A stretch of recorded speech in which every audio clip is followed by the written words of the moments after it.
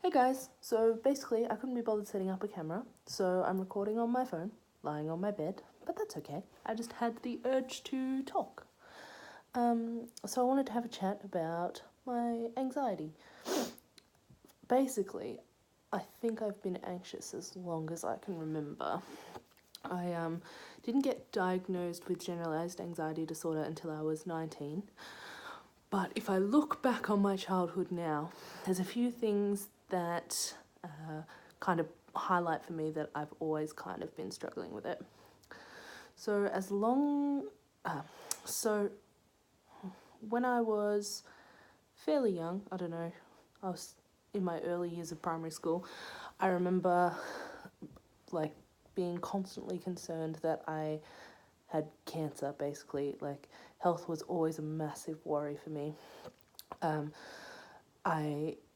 Obviously I didn't understand how it worked when I was younger, and so I just seen that cancer patients lose their hair, and so I was washing my hair one day and I lost hair in the shower, like most people do, and obviously my little young brain was like, oh shit, that means I have cancer, and was very confused by the whole thing and worried for, I think, years after that point about that.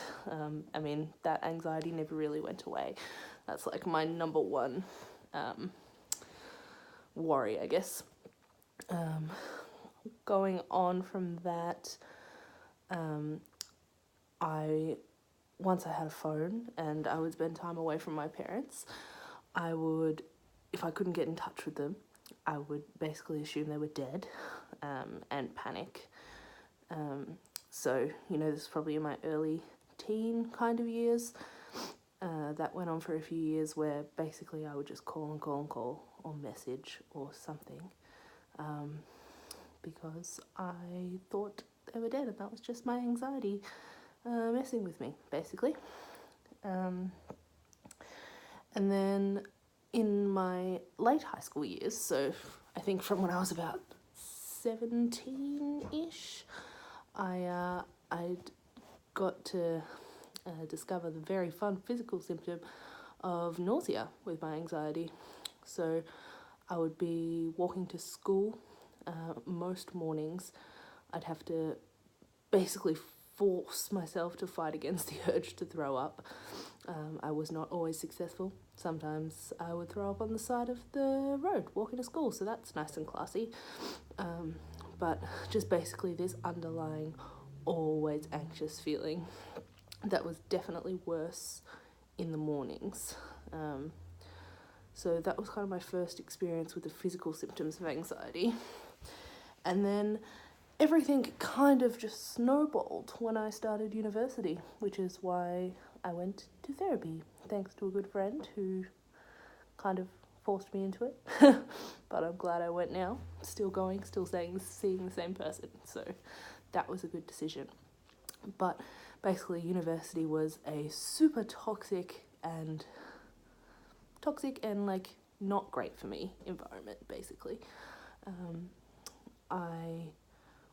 That's when I started getting more of the other known symptoms, like physical symptoms of anxiety, like racing heart and like anxiety attacks and shortness of breath and all those fun things.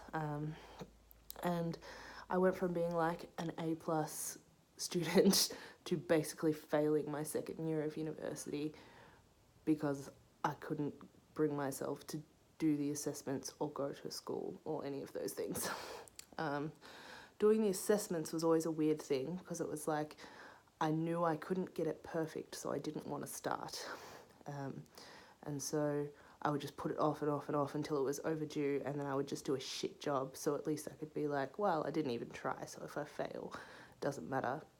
And that was just my anxiety trying to come up with excuses, basically.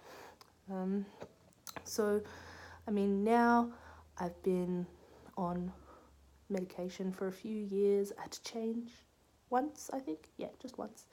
And I think I've found the right one for me at the moment, so that's nice. And basically, I've just gotten a lot better at coping with it. Doesn't mean I'm still not anxious. I still have days where I accidentally go on WebMD and convince myself I'm dying of some kind of illness and health anxiety takes over. But for the most part, I think I do a pretty good job of coping with my anxiety and just going about my day-to-day life with it, I guess. Yeah, so, I mean, if any of you share a similar story or want to hear more about it, just let me know. It's something I'm really passionate about, and I want to share my story so that I can help as many people as I can.